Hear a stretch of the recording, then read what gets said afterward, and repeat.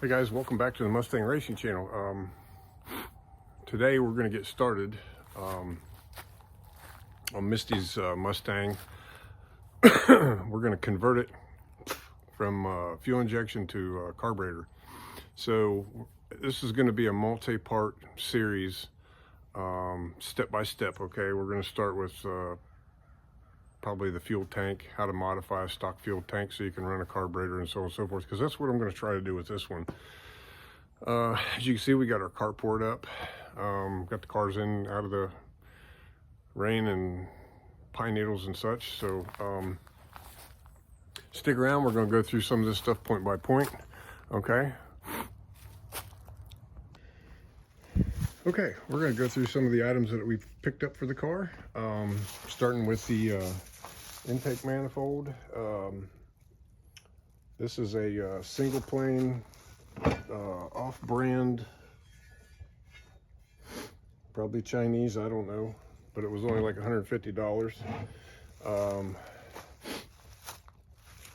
It has some chrome stamped steel valve covers that leak real bad, so I did a little local search on Marketplace and found these old. I wouldn't speculate and say that they're original Cobra valve covers, because they're not, but they do say powered by Ford, whereas a lot of the newer Cobra valve covers do not say that. Looks like this one's been repaired a little bit, but I got them cheap enough. Cast aluminum, I can clean them up and repaint them. So there's that.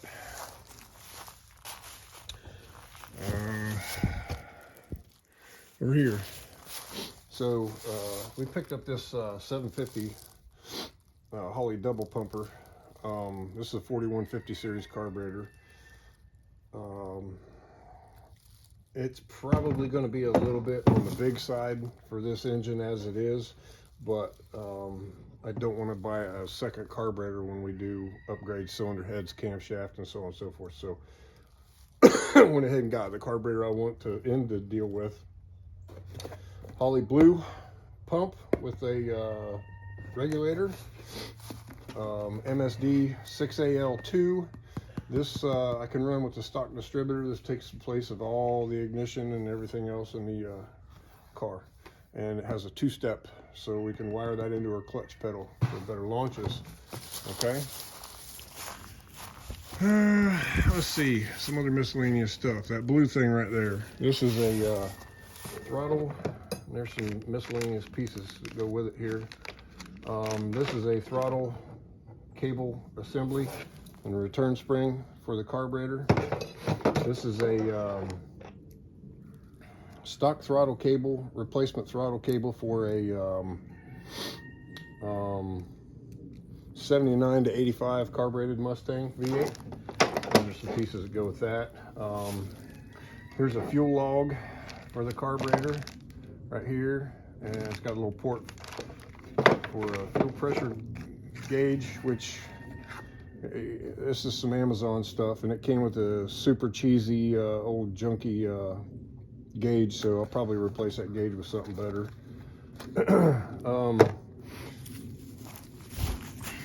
Yeah, you guys can see it's got I got a drive shaft loop. Those are bolts for that, and a couple of these fittings that are allegedly adapt factory Ford fuel lines. Possibly, I may have to get something different to -6. So I probably will have to get something different. I don't know if those are the right ones or not, but they're not expensive at all. So this is the general outlay of the parts. This is a March pulley. Now that car has had the power steering deleted, so I'll take you over here and show you why we had to buy this pulley. So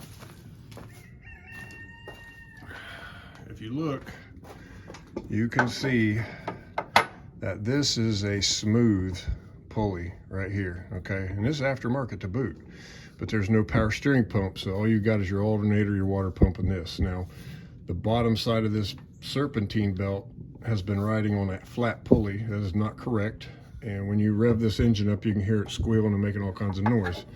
This is going to take the place of that. I don't know if that's the part number, but it was spec'd for a Crown Vic with a 302, but this will work. This will get us where we need to be, and we'll replace that belt because it's ruined from being running incorrectly on that thing. Okay, so we have to overcome some issues on this car.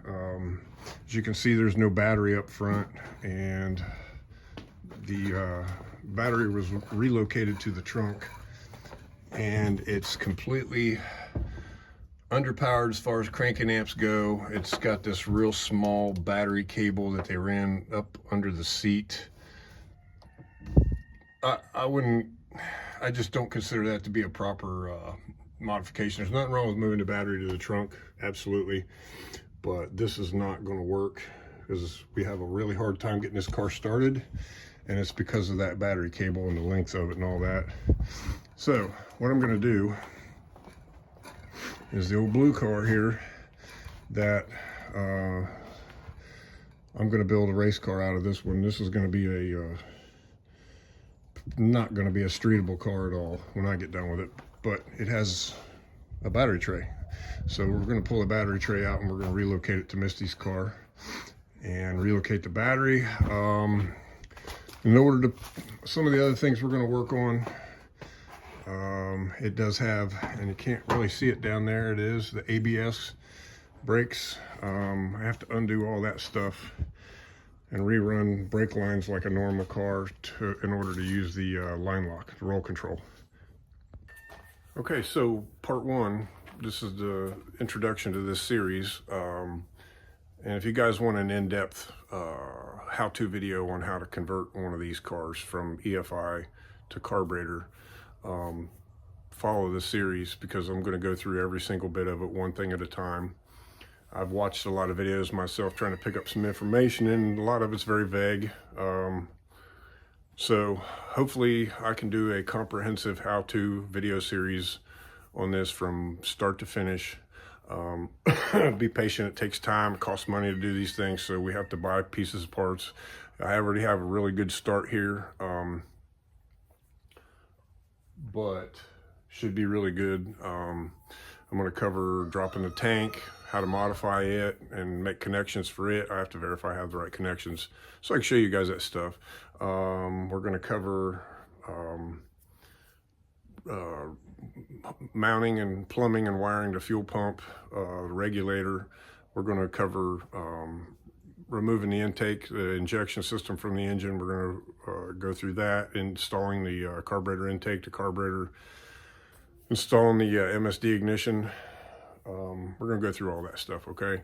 So one step at a time. So bear with me if you're interested in actually doing one of these for yourself. This one is going to be I'm going to call it a streetable version,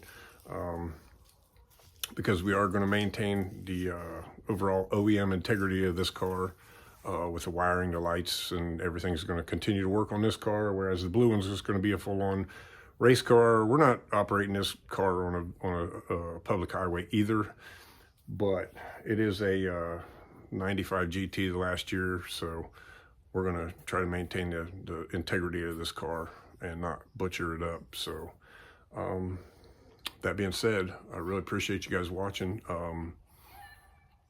Stick around and we'll get into step one. Is probably going to be dropping the fuel tank and modifying that so that it can be used with a carburetor. Thanks for watching. Don't forget to hit that like button, and please consider subscribing. Thank you.